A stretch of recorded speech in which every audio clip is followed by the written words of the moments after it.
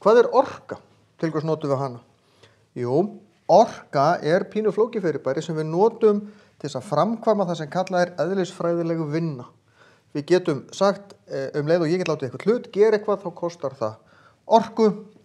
Munurinn liggur kannski svolítið í því hvaða orku. Við erum með mismunandi form orku, við erum með raforku, við erum með hreyfiorku, stundum kölluð aflfræðileg orka, þá er verið að tala um hreyfiorku og stöðuorku saman. Við erum með varmaorku, efnaorku, kjarnorku og geislunarorku. Við notum þetta allt mismikið, við notum raforku mikið. Af hverju notum við raforku svona mikið? Jú, tvær ástæður.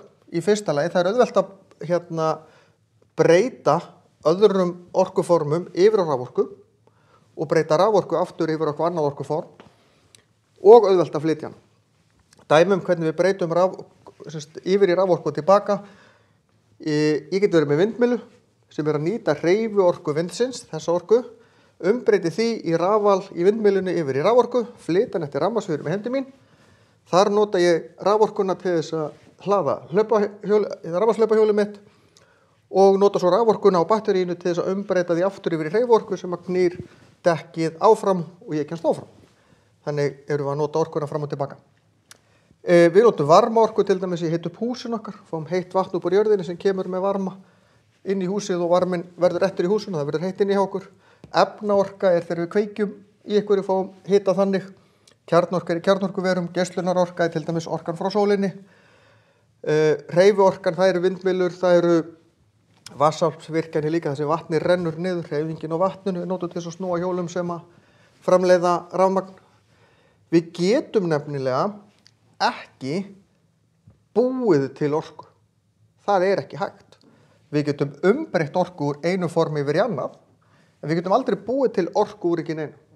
Ég get tekið orku sem er á formi sem ég get ekki almennilega notað og breyttir yfir á form sem ég get notað, ofta raforku eða varmaorku, en ég get ekki búið til úr engu.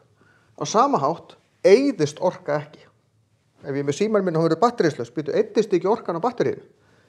Jú, raforkan á batteríinu er búin, en hvert fór hún? Hún eyddist ekki, hún breyttist yfir eitthvað annað sem ég get ekki notað.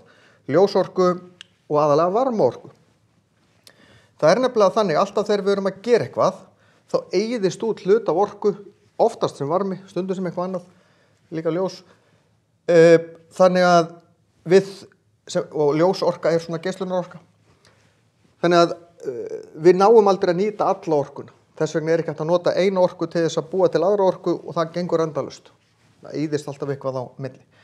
Þannig að þetta er lögmál sem er kallað lögmál varðveislu orkunar. Það er ekki hægt að búa til orku og það er ekki hægt að eyða henni heldur.